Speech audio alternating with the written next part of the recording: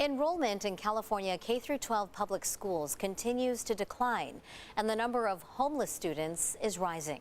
That's according to new data from the California Department of Education. The department says the state saw a 9% increase in the number of homeless students this academic school year. There are now about 187,000 homeless students in the state. We've seen it tick back up with the amount of young people in the school districts associated with the schools experiencing homelessness. Issue that we have throughout our states, a lack of affordable housing. In San Diego County, there are about 17,000 homeless students, and that is up from 15,000 homeless students the prior school year. There's a potential game changer on the table tonight for 60,000 kids in California's foster care system. Newly proposed legislation would cover the entire cost of their college education. CBS 8's Richard Allen has more on what this could cost, as well as the value of investing in children in the foster care system.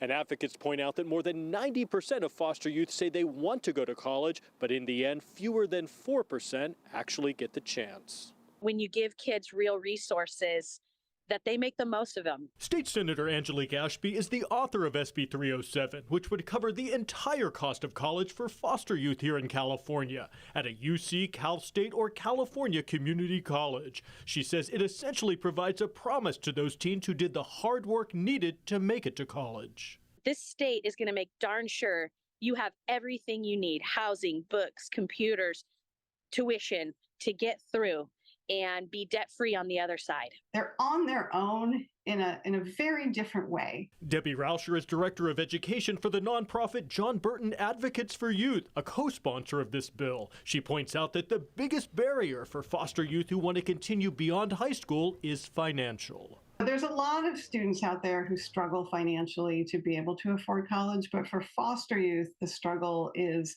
multiplied by the fact that they don't have family support to fall back on as they try to move through college. And while college graduation rates among foster youth is disproportionately low, rates of eventual homelessness, unemployment, poverty, and incarceration are disproportionately high compared to the general population.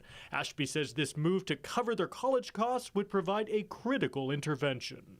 It's about moving back in time on folks and trying to prevent additional incarceration or additional homelessness or additional poverty or additional disparity by giving these young people a chance. The estimated annual cost of this legislation, according to Rauscher, would be $21 million. It may sound like a lot, but in the grand scheme of things, relative to the entire state budget, it's actually a very small amount that would make a tremendous difference in the lives of these young people. After other resources are exhausted, funding for this would come from the state's existing middle-class scholarship fund. The governor actually proposed an increase to the middle class scholarship fund, and that increase would cover this so that nobody loses any funding. And if ultimately passed, this new legislation would go into effect for the 2024-2025 academic year.